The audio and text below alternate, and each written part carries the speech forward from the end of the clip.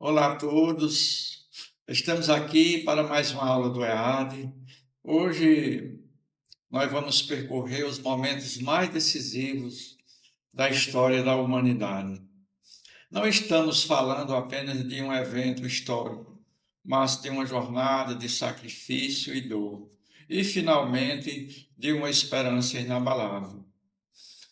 Vamos acompanhar os passos de Jesus no caminho doloroso até o Calvário e entender o significado profundo da sua crucificação e testemunhar o evento que mudou o destino do mundo, a ressurreição.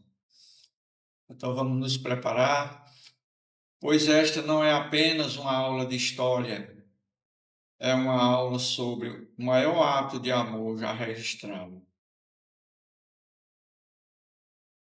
O Calvário, a crucificação e a ressurreição de Jesus, roteiro 10.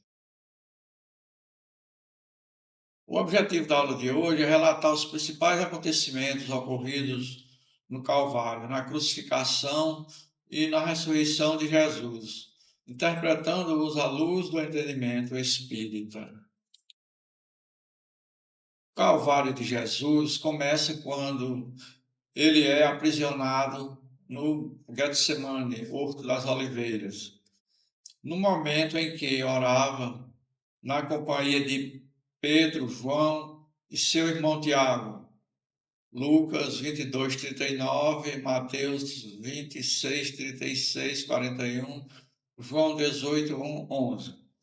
Nesse momento, os soldados e oficiais romanos chegam acompanhados de sacerdotes, assim como do apóstolo Judas Iscariotes. Este se aproxima do mestre, beija-o na face, para ser identificado pelas autoridades presentes. Lucas 22, 47, 48. Nossa jornada começa em um lugar de profunda intimidade e angústia, o Jardim do Getsemane, também conhecido como o Horto das Oliveiras.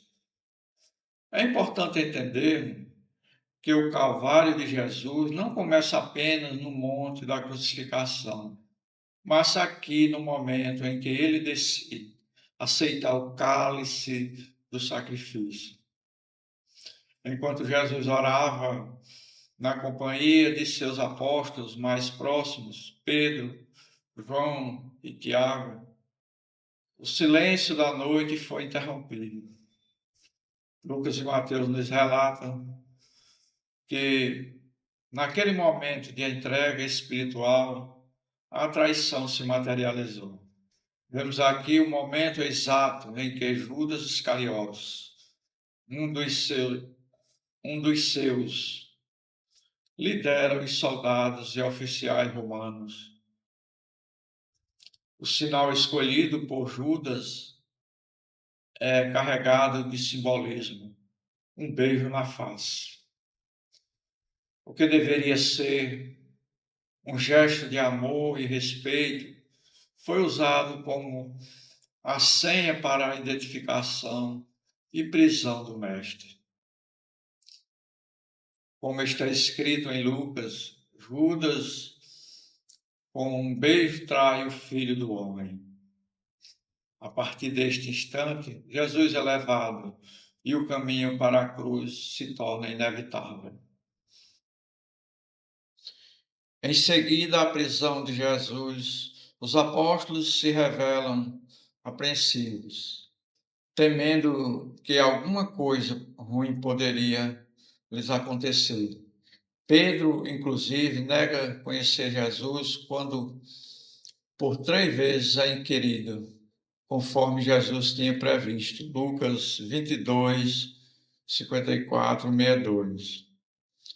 A negação de Pedro serve para significar a fragilidade das almas humanas, perdidas na invigilância e na despreocupação da realidade espiritual, deixando-se conduzir indiferentemente aos torvelinhos mais tenebrosos do sofrimento, sem cogitarem de um esforço legítimo e sincero na definitiva dedicação de si mesmo. Francisco Cândido Xavier, o Consolador, pelo Espírito Emmanuel, questão 320. Após a prisão de Jesus, o cenário muda para um ambiente de medo e incerteza. Os apóstolos que juraram fidelidade agora se veem dominados pelo receio de sofrerem o mesmo destino que o Mestre. É neste contexto que observamos um dos episódios mais humanos do Evangelho, a negação de Pedro. Conforme Jesus havia previsto, durante a última ceia, Pedro, o apóstolo impetuoso, nega conhecê-lo por 3 vezes ao ser confrontado no pátio. Mas este ato vai além de um simples erro individual, como nos ensina o Espírito Emmanuel, através da psicografia de Chico Xavier. A negação de Pedro simboliza a própria fragilidade da alma humana. Emmanuel nos alerta que, quando estamos em estado de vigilância e despreocupação com a realidade espiritual, tornamos-nos vulneráveis. Sem o esforço sincero de edificação interior, somos facilmente arrastados pelos torvelinhos do sofrimento e da indiferença. Pedro, ao ouvir o galo cantar e chorar amargamente, representa o despertar doloroso da consciência que percebe sua própria imperfeição, mas que, através desse arrependimento, iniciará seu processo de cura e fortalecimento. E nós, quantas vezes no nosso cotidiano negamos os princípios que acreditamos por medo de julgamento ou das dificuldades? Aprisionado, Jesus foi conduzido pelos mensageiros dos sacerdotes, manietando-lhe as mãos como se fosse um criminoso vulgar. Na manhã seguinte, Jesus é levado à presença de Pilatos, o governador romano da Galiléia, para ser interrogado. E Pilatos lhe perguntou: Tu és rei dos judeus? E ele, respondendo, disse-lhe: Tu dizes. E os principais dos sacerdotes o acusavam de muitas coisas, porém ele nada respondia. E Pilatos o interrogou outra vez, dizendo: Nada respondes? Vê quantas coisas testificam contra ti. Mas Jesus nada mais respondeu, de maneira que Pilatos se maravilhava. Marcos 15, 2, 5. Após uma noite de humilhação e julgamentos religiosos, a manhã seguinte traz o desfecho político. Jesus, o homem que trouxe a mensagem de amor, é conduzido pelos mensageiros dos sacerdotes como se fosse um criminoso comum, com as mãos manietadas para ser interrogado por Pôncio Pilatos, o governador romano. Ao ser questionado sobre sua identidade real, tu és rei dos judeus? Jesus responde de forma enigmática e profunda: Tu o dizes. Ele não nega, mas deixa claro que o conceito de realeza de Pilatos era muito diferente do seu. O que mais impressiona neste relato de Marcos é o silêncio de Jesus. Diante das inúmeras e graves acusações feitas pelos principais sacerdotes, o mestre permanece calado. Pilatos, acostumado com réus que imploravam por suas vidas ou se defendiam desesperadamente, fica maravilhado, ou seja, profundamente intrigado e surpreso. Esse silêncio não era uma confissão de culpa, mas a demonstração de uma dignidade e de um propósito que transcendiam aquele tribunal humano. Ora, no dia da festa, costumava soltar-lhes um preso qualquer que eles pedissem. E havia um chamado Barrabás, que, preso com outros amotinadores, tinha um motim cometido uma morte. E a multidão, dando gritos, começou a pedir-lhes que fizesse como sempre lhes tinham feito. E Pilatos lhe respondeu, dizendo: Quereis que vos solte o rei dos judeus? Porque ele bem sabia que, por inveja, os principais dos sacerdotes o tinham entregado. Mas os principais dos sacerdotes incitaram a multidão para que fosse solto antes Barrabás. E Pilatos, respondendo, lhes disse outra vez: Que quereis, pois, que faça daquele quem chamai rei dos judeus? E eles tornaram a clamar: Crucifica-o. Mas Pilatos lhes disse: Mas que mal fez? E eles cada vez mais clamavam: Crucifica-o.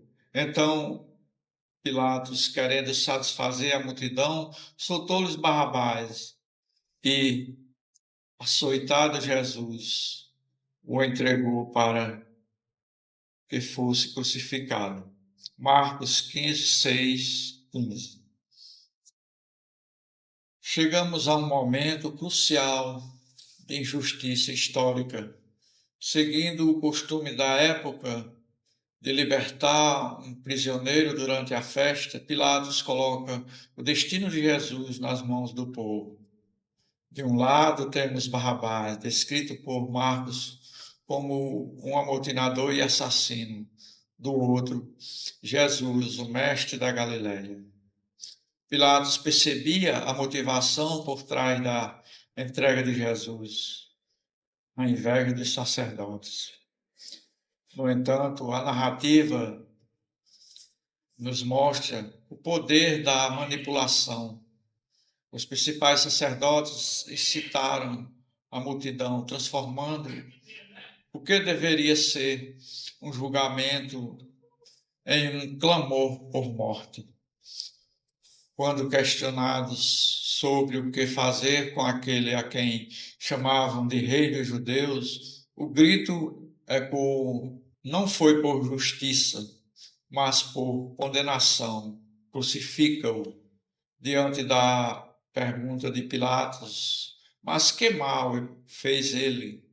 Não houve argumentos, apenas o aumento do volume dos gritos para satisfazer a multidão e manter a ordem política. Pilatos cede. Ele liberta o criminoso e entrega o inocente.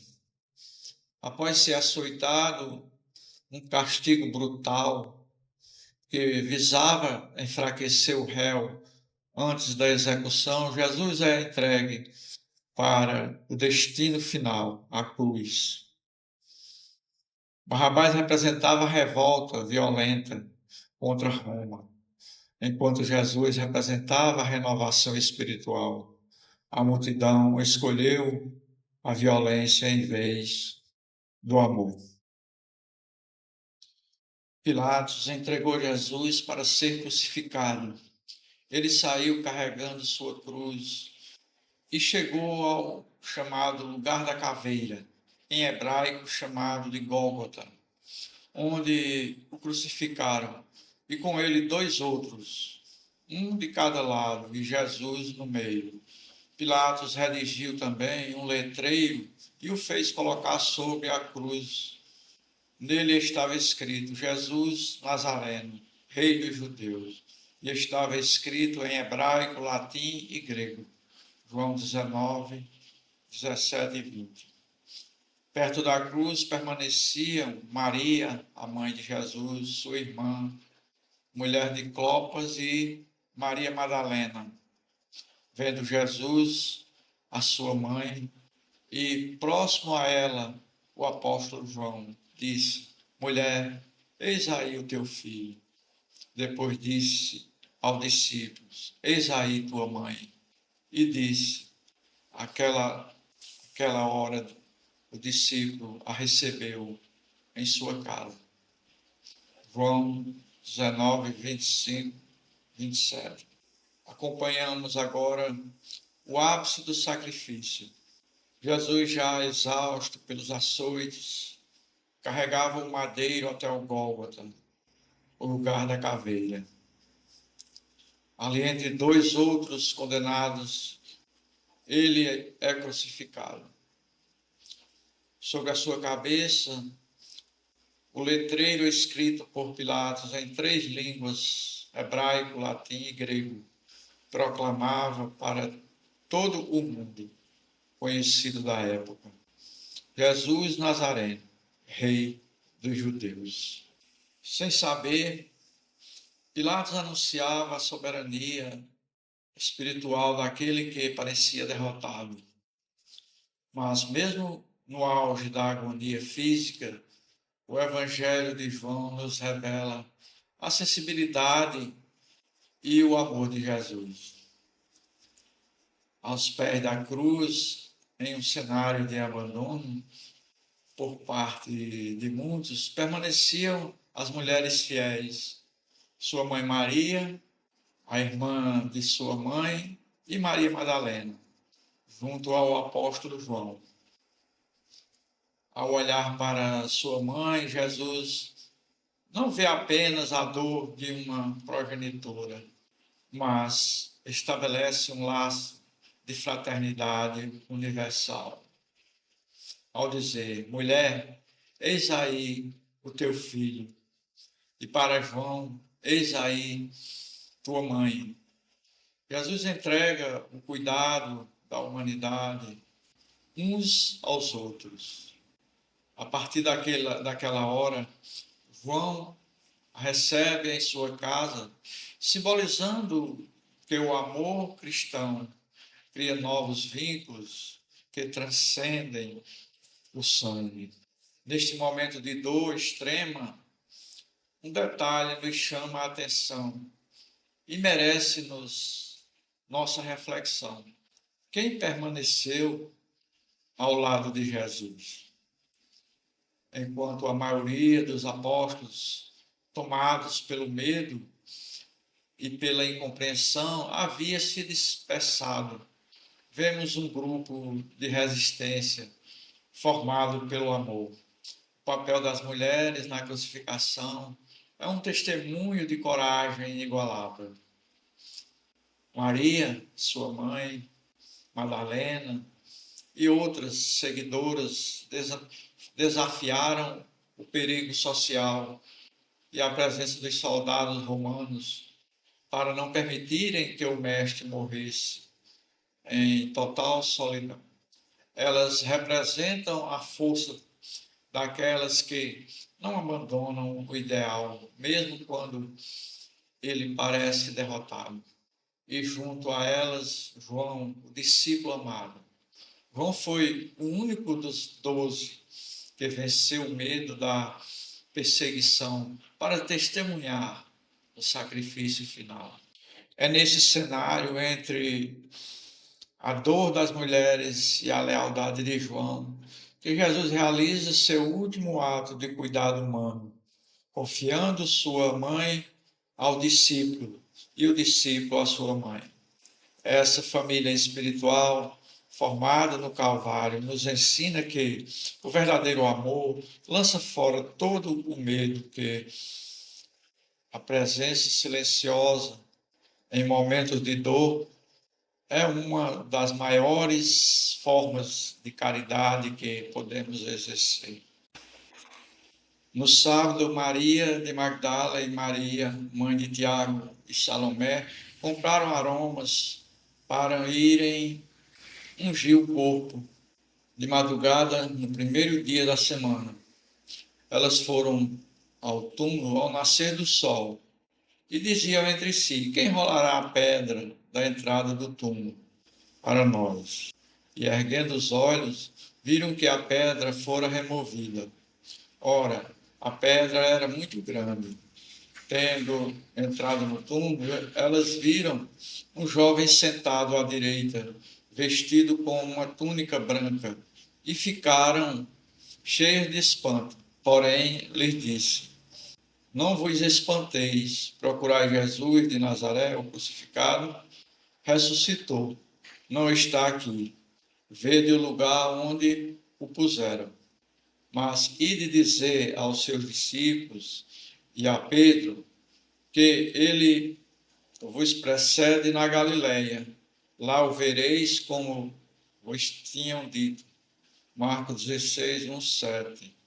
Estava então Maria junto ao sepulcro, de fora chorando. Enquanto chorava, inclinou-se para o interior do sepulcro e viu dois anjos vestidos de branco, sentados no lugar onde o corpo de Jesus fora colocado, um na cabeceira e o outro aos pés.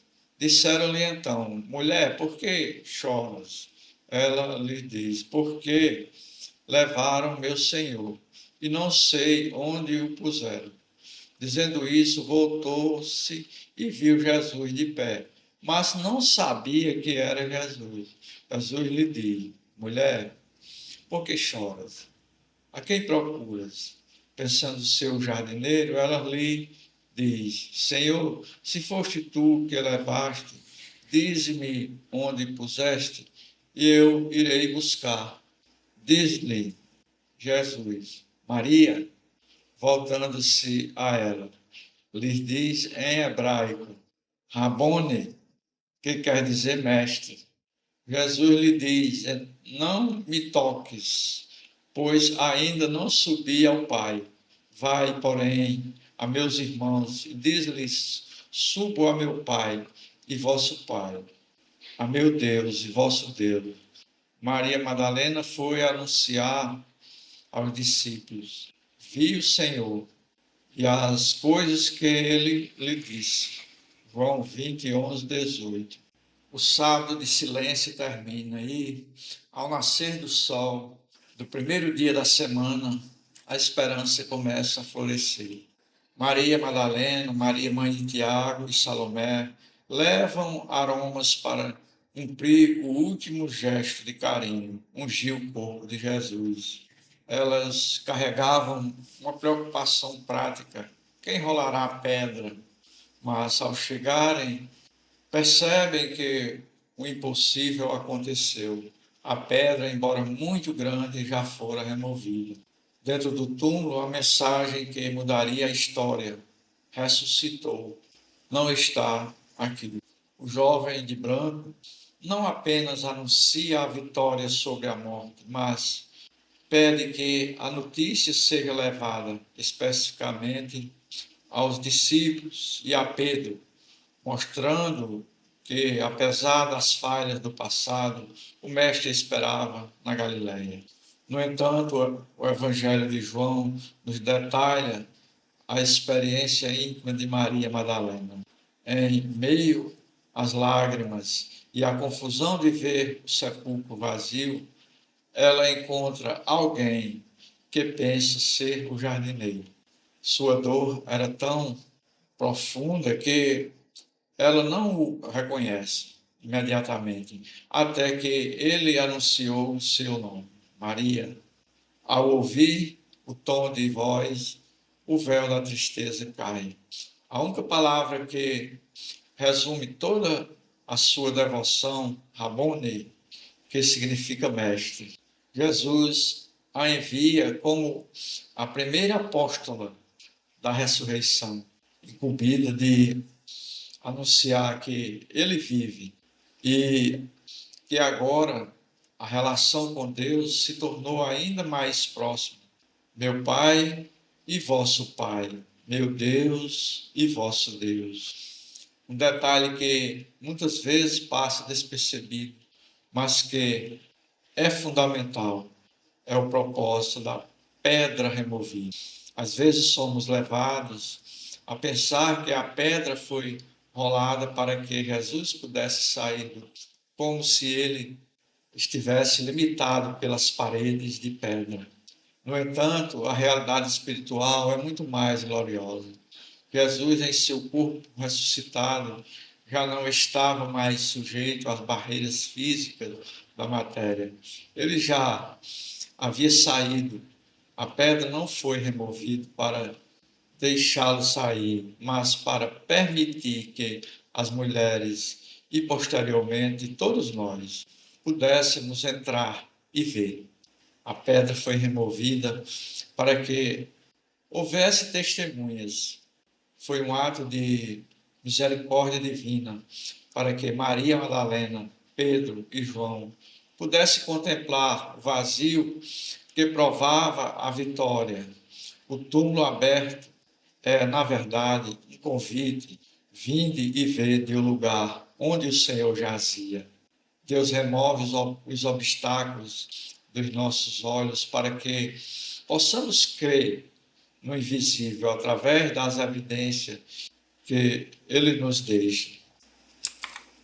Todos os evangelistas narram as aparições de Jesus após sua morte, com circunstanciados pormenores, que não permitem que se duvide da realidade do fato.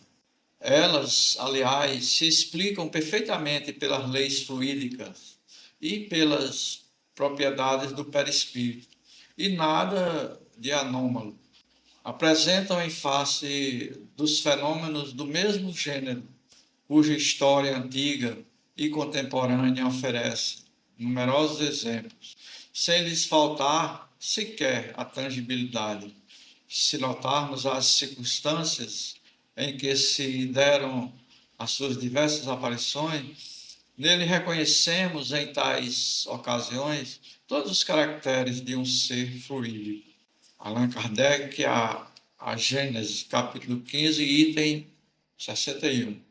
Muitos se perguntaram como Jesus pôde aparecer em salas trancadas, caminhar com discípulos sem ser reconhecido de imediato e até permitir que tocassem em suas chagas após a morte dele.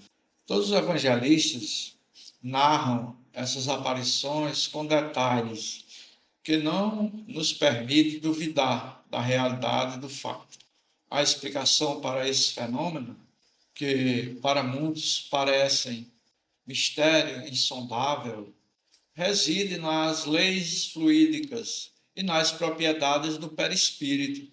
Como nos ensina a doutrina espírita, Jesus não ressuscitou em um corpo de carne, sujeito à decomposição, mas sim em seu corpo espiritual, o perispírito, que possui propriedades de tangibilidade, visibilidade, e quando as condições fluídicas permitem.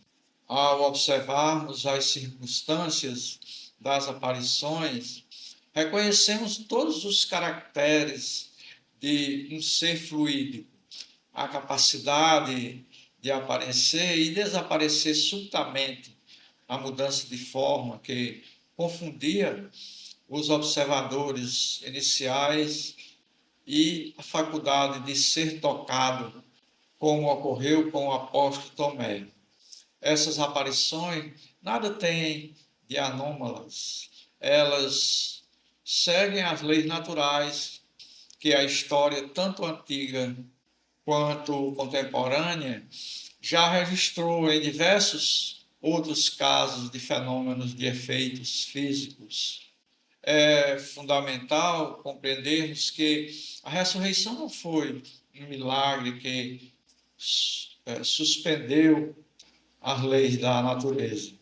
Pelo contrário, ela foi a aplicação plena de leis que a nossa ciência humana ainda está começando a vislumbrar.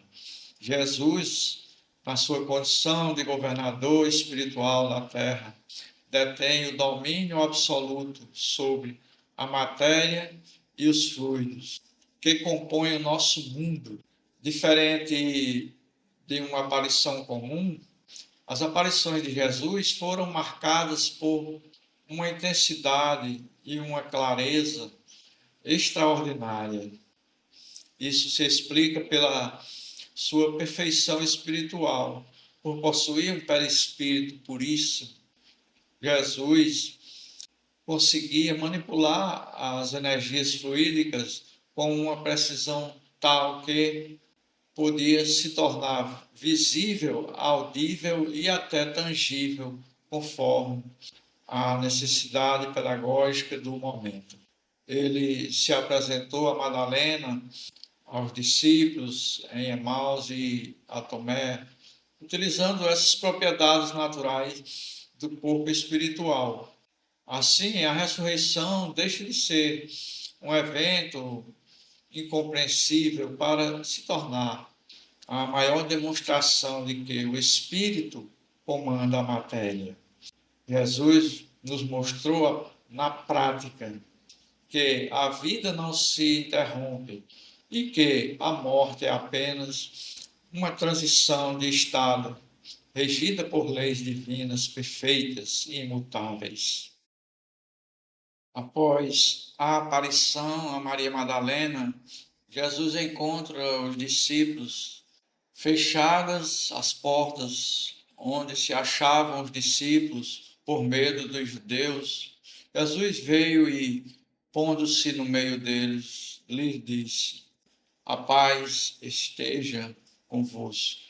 Dito isso, mostrou-lhe as mãos e o lado.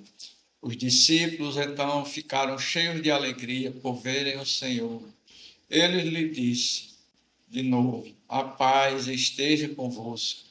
Como o Pai me enviou, também eu vos envio." Dizendo isso, soprou sobre eles e lhe disse: "Recebei o Espírito Santo. Aqueles a quem perdoardes os pecados, ser-lhes-ão perdoados. Aqueles aos quais retiverdes, ser-lhes-ão retidos." João 20, 19, 23. Acompanhamos agora uma das aparições mais emblemáticas de Jesus após a ressurreição. Os discípulos, ainda mergulhados no medo e na insegurança, mantinham as portas trancadas por receio das autoridades. É nesse cenário de isolamento que Jesus se faz presente. Como estudamos, por dominar as leis do perispírito, as barreiras físicas da matéria não impedirão que ele surgisse no meio deles. Sua primeira saudação é um bálsamo para aqueles corações aflitos. A paz esteja convosco. Não era apenas um cumprimento, mas a transmissão de uma serenidade que só quem venceu a morte poderia oferecer. Para dissipar qualquer dúvida sobre a realidade do fato, Jesus mostra as marcas da crucificação nas mãos e no lado. A alegria substitui o medo. Mas Jesus não veio apenas para ser visto, ele veio para enviar.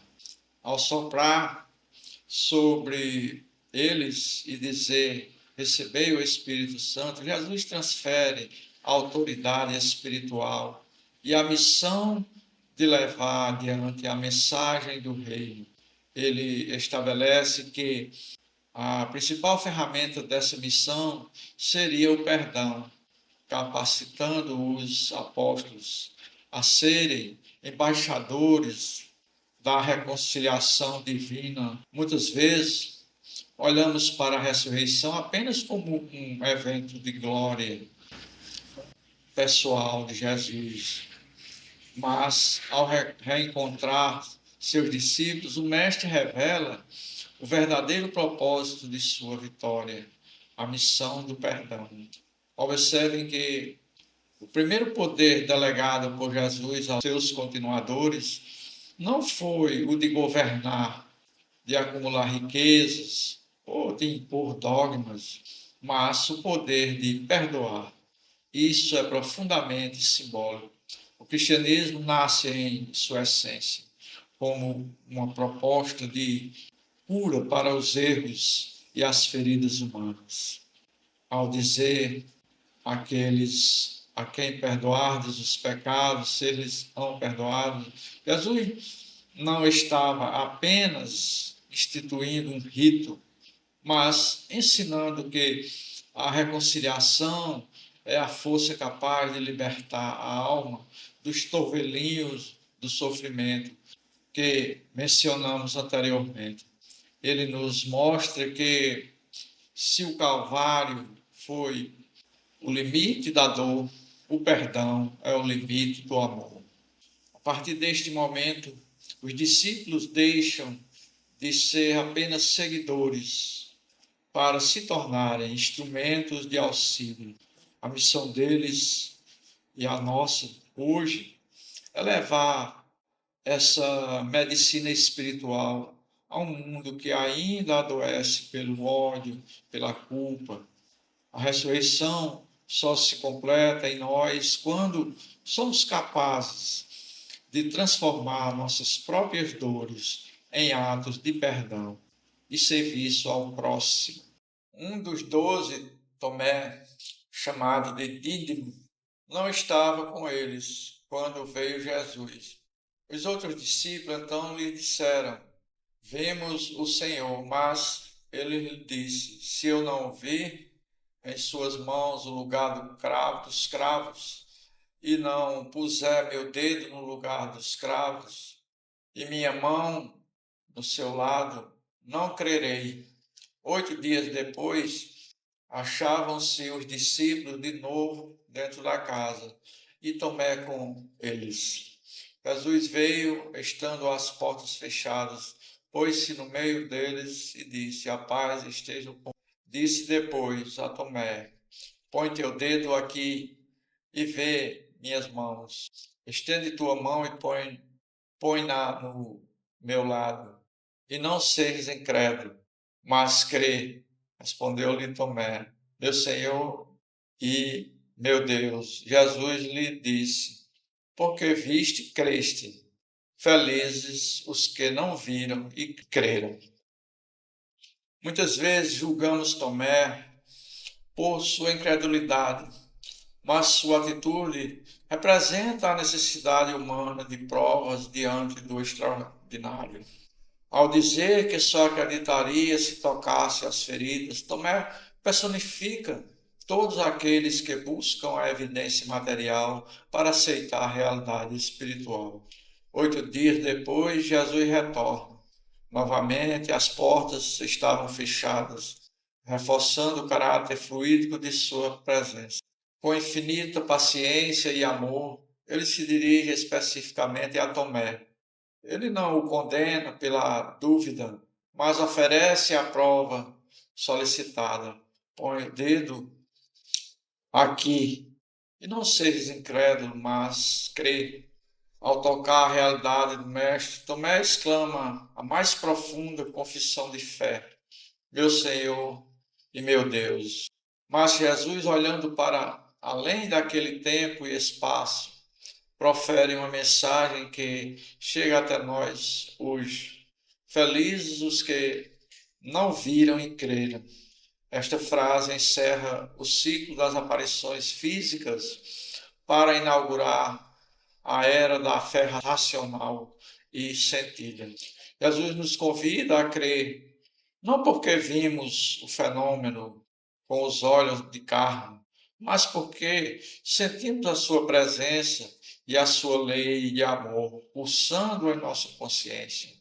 A ressurreição de Jesus se torna completa quando ela acontece dentro de cada um de nós. Ao dizer felizes os que não viram e creram, Jesus estava falando diretamente para cada um de nós. Nós não estávamos no cenáculo, não tocamos suas chagas e nem vimos a pedra removida com os olhos físicos, mas somos chamados a uma bem-aventurança ainda maior. A nossa fé não é cega e nem baseada no deslumbramento de um fenômeno. Ela é uma fé baseada no testemunho histórico daqueles que deram suas vidas por essa verdade. É uma fé baseada na lógica dos ensinos do Mestre, que resistem ao tempo e, acima de tudo, nossa crença se firma nos frutos que o Evangelho produz em nossa vida, na nossa capacidade de perdoar, na força para superar nossos próprios calvários e na esperança que o túmulo vazio nos traz todos os dias. Ser bem-aventurados hoje é reconhecer que o Cristo não precisa ser visto para ser sentido.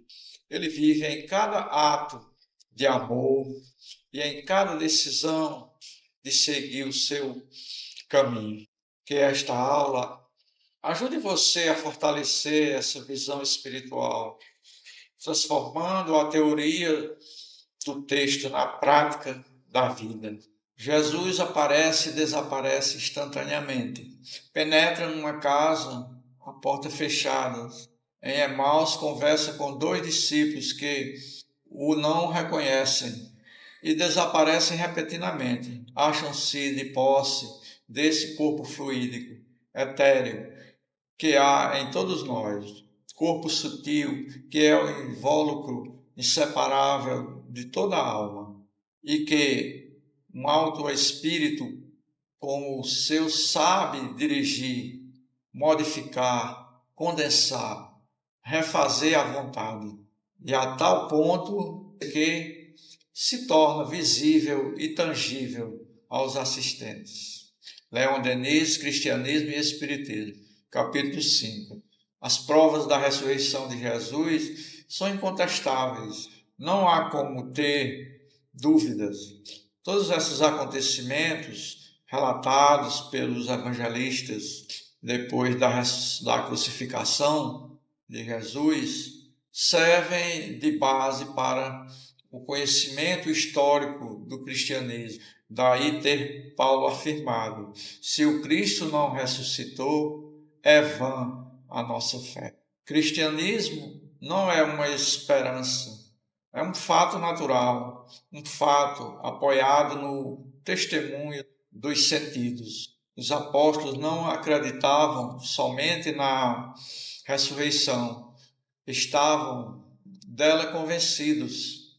O Cristo, porém, lhes apareceu e a sua fé se tornou tão profunda que, para a confessar, arrostaram todos os suplícios.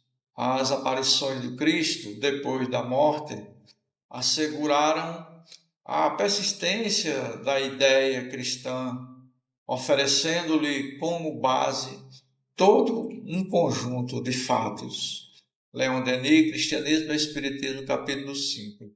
Para compreendermos a fundo os eventos que narramos, precisamos recorrer à explicação de Leon Denis.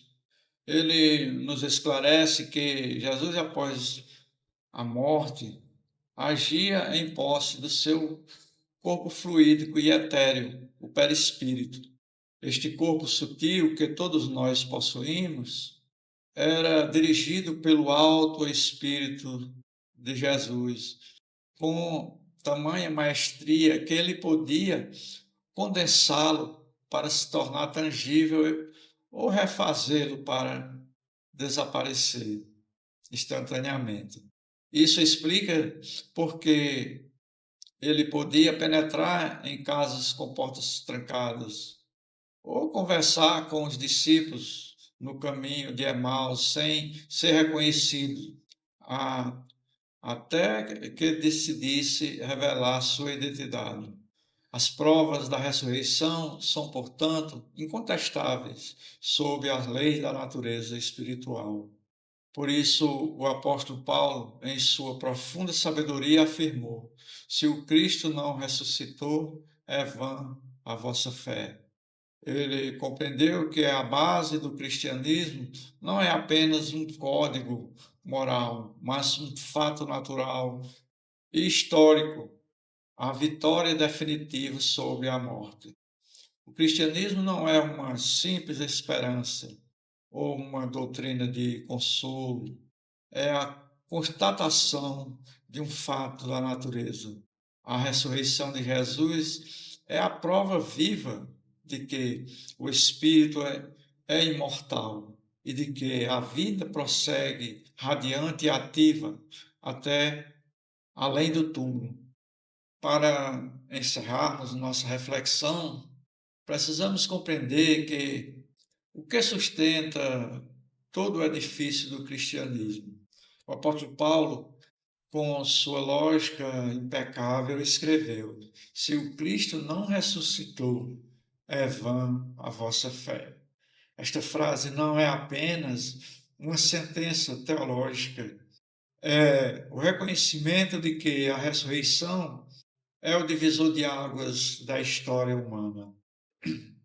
Sem a vitória sobre o túmulo, a mensagem de Jesus seria comparável à de tantos outros grandes filósofos e profetas que deixaram belas lições, mas que foram vencidos pela morte. Ele seria apenas um mestre do passado. Contudo, com a ressurreição, tudo muda. Jesus deixa de ser uma figura do passado para se tornar o governador espiritual que guia a humanidade no presente. A ressurreição prova que suas palavras não eram apenas teorias, mas leis da vida eterna. Ela é um alicerce que dá sentido ao nosso esforço de renovação, pois nos garante que o amor é a força máxima do universo e que a morte não tem a última palavra. Ao desligarmos esta câmera hoje, que você não leve apenas o conhecimento histórico do Calvário, mas a certeza vibrante de que o Cristo vive e continua a nos dirigir, convidando cada um de nós a também ressuscitar para uma vida de mais luz e fraternidade.